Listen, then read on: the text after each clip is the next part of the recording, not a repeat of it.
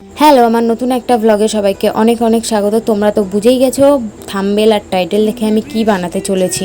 Facebook আর YouTube জুড়ে শুধু এটাই, একটা আয়নার ওপর ক্লে দিয়ে সুন্দর সুন্দর ফুল বানিয়ে সেটা ভিডিও করে অনেকেই পোস্ট করছিল। আমিই বা কেন পেছনে পড়ে থাকি, সেই কারণে আমিও ভাবছিলাম অনেকদিন ধরেই যে কবে আমি এই জিনিসটা বানাবো আমার এই ঘরটাকে সুন্দর করে আরও সুন্দর করে তোলার জন্য। জানি ঘরটা অতটাও সুন্দর না, যেইটুকুনি সুন্দর আছে এটা একটা সুন্দর রাজপ্রাসাদ বলতে পারো সেটা আমাদের কাছে। এই আয়নাটা আমাকে আমার একটা পাড়ার বৌদি দিয়েছিল এবং সেই বৌদিটা আরেকটা বৌদি বাড়ির থেকে এনে দিয়েছিল।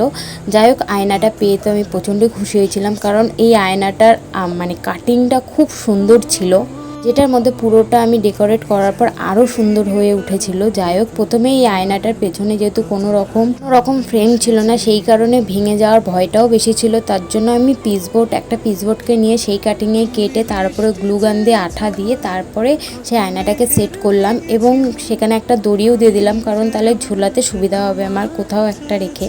খুব এক্সাইটেড ছিলাম এই ক্লের প্যাকেটটা খোলার জন্য। আমি তো বেকার দুটো প্যাকেটই এনেছিলাম, পরে মনে হলো যে না, একটা প্যাকেট আনলেই হয়তো ভালো হতো। যাই হোক, এখনও একটা ক্লে পুরো ধরাই রয়েছে, আর যেই ক্লেটা আমি ছিঁড়েছিলাম সেই ক্লের প্যাকেটটার অনেক কটা কালারও এখনও পড়ে রয়েছে। ভাবছিলাম পরে কোনো একটা জিনিস বানাবো।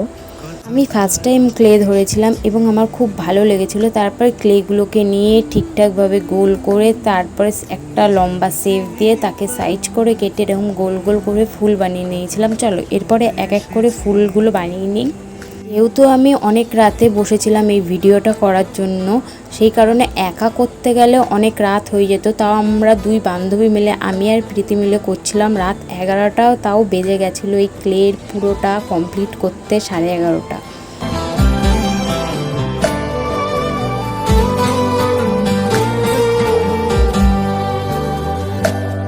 তুমি শান্ত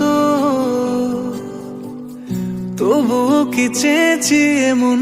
তোমরা তো দেখলে আমি কিভাবে এই সুন্দর সুন্দর ফুলগুলো বানালাম, এবং ফুলগুলোর মধ্যে ডিজাইন করার জন্য আমি একটা সেটভি নিয়ে তার মাঝে একটু করে দাগ দিয়ে দিচ্ছিলাম 3টে করে, যেটা আরও সুন্দর লাগছিল দেখতে। আর এখানে তো আমরা অনেক কটাই বানিয়ে ফেলেছিলাম ফুল।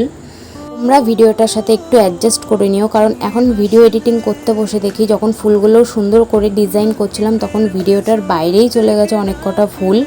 হয়তো ভালো করে ডিজাইনটা দেখাতে পারিনি, তারপরেও হয়তো ঠিকঠাকভাবে দেখিয়েছি। যাই হোক, একটু অ্যাডজাস্ট করে নিও তোমরা।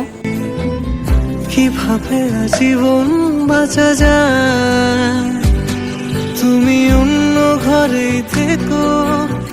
ফাইনালি আমাদের সব কটা ফুল কমপ্লিট। এবার আমি একটা কথা বলে রাখি, কিছু কিছু ফুল আমি বড় করেছি, হ্যাঁ আমি জেনে শুনে বড় করেছি। আবার মানে 2টো করে ফুল ছোট দিয়েছি, সেটা তোমরা আয়না ডেকোরেট করার সময় দেখতে পাবে।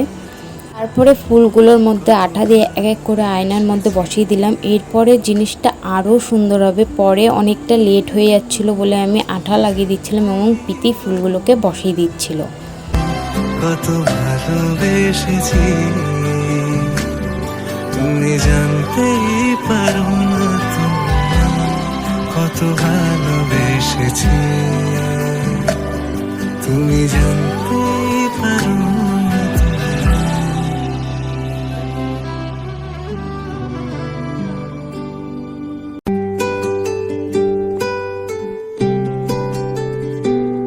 তুমি বৃষ্টি চেয়েছো বলে কত মেঘের ভেঙেছি মন, আমি নিজের শেষমেশ আমাদের আয়না রেডি। কষ্টের ফল সত্যিই খুব সুন্দর হয়েছে, তোমরা সেটা দেখলেই বুঝতে পারবে। কেমন লাগলো তোমাদের আয়না ডেকোরেটটা সেটা অবশ্যই কমেন্টে জানিও। আজকের মতন টাটা। কিছু বলে আজও পাল্টে ফেলিনি মন, শুধু নিজের বলতে তোমায় চেয়েছি।